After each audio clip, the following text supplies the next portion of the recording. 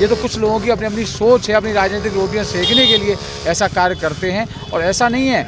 उसमें मैं पिछले 20-22 सालों से इस पर्व को धूमधाम से मनाता आ रहा हूँ, और मेरे साथ ही तमाम लोगों ने मनाया। अब समय समय धीरे धीरे उन्होंने अपने राजनीतिक उद्देश्य की पूर्ति के लिए या किसी अन्य उद्देश्य के लिए आज वो इस त्यौहार को नहीं मनाने की अपील कर रहे हैं। खुद देख रहा हूँ सोशल मीडिया पे इसका विरोध कर रहे हैं, लेकिन उनके बच्चे या तो इन स्कूलों में पढ़े हैं और या वो अभी भी पढ़ा रहे हैं। तो ये कहाँ का, अगर उनको ऐसा करना, सबसे पहले अपने बच्चों को वहाँ से निकालें और निकाल कर जो है गुरुकुल में दाखिला दिलाएं, जिससे कि उन्हें ऐसा लगे कि हम बिल्कुल हाँ, तब उनकी बात हमें समझ में आएगी, तब वो विरोध करें इस त्यौहार का।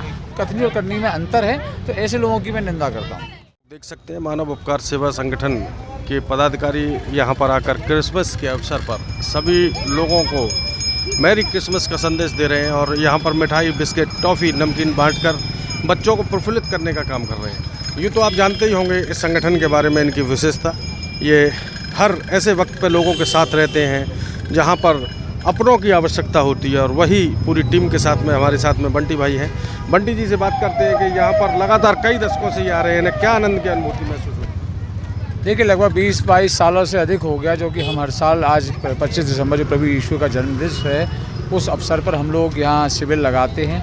और शिविर लगा के जहाँ आपने देखा भीषण ठंड पड़ रही थी, तो ठंड के लिए हम लोगों को राहत दिलाने के लिए यहाँ एक तरफ अपना गर्मा गर्म चाय का हमारा स्टॉल चल रहा है। हम लोगों को चाय पिला रहे हैं, चाहे वो यहाँ चर्च में प्रेयर करने आने वाले लोग हों या आम राहगीर हों, उनको ठंड से राहत दिला रहे हैं। वहीं बच्चों के लिए हम तमाम तरह के चिप्स, कुरकुरे और बिस्किट, टॉफ़ी, चॉकलेट आदि उपहार भी बांट रहे हैं, और सभी को यही शुभकामना दे रहे हैं। जिस प्रकार प्रभु यीशु ने जो है एक सामाजिक समरसता का संदेश दिया बिना किसी भेदभाव के, उन्होंने कहा कि हम सब लोग क्रिसमस के त्यौहार पे यहाँ पर भाईचारा दिखाने के लिए यहाँ आए हैं। हमने अपना स्टॉल लगाया मानव उपकार वगैरह, और हम जो है सबको चिप्स, चाय और बिस्कुट आदि वितरण कर रहे हैं।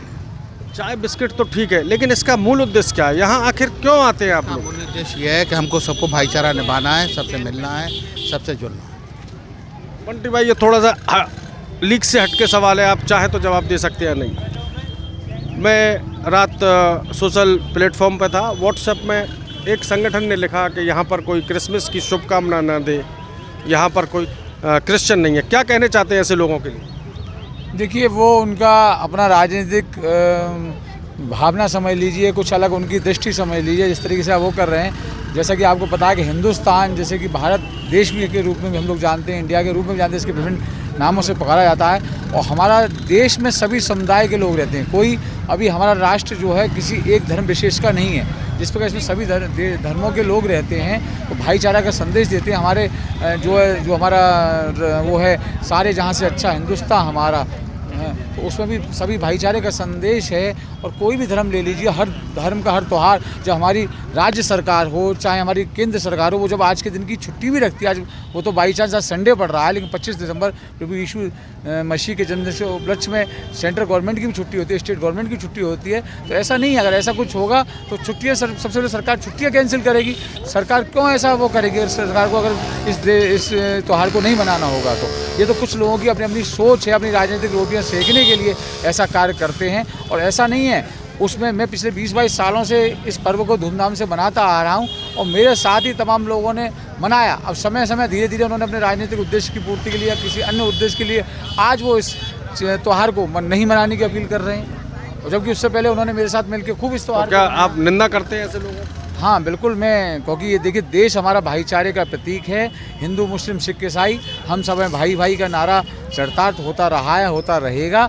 ऐसा कोई हमारे राष्ट्र में ऐसा कोई सरकार नहीं है, कोई वो नहीं है जो किसी धर्म विशेष के लिए त्यौहार मनाने का मना करे। सब लोग भाईचारे के प्रतीक मना रहे हैं, तो सभी को भाईचारे के प्रतीक ही मनाना चाहिए।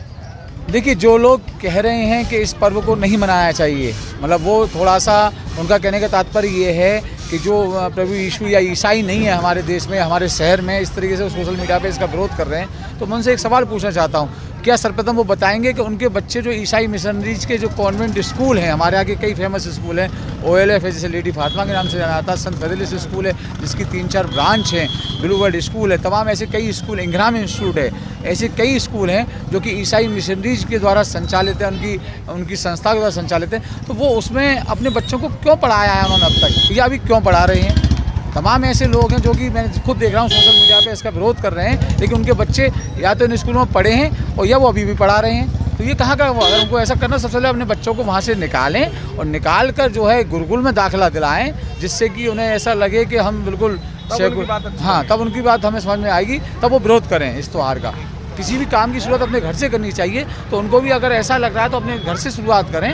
उन बच्चों को बिल्कुल हमारी जो सनातन धर्म की पद्धति है, जो गुरुकुल है, जहाँ नरवर में है और तमाम वृंदावन मथुरा पास में, वहाँ अपने बच्चों को पढ़ाएं, दाखिला दिलाएं। हाँ, दाखिला दिलाएं। हरदोगंज में साधु आश्रम पर भी है, तो ऐसी जगह कराएं। लेकिन करके कुछ हैं और कहते कुछ, यानी कि उनकी कथनी और करनी में अंतर है, तो ऐसे लोगों की मैं निंदा करता हूँ।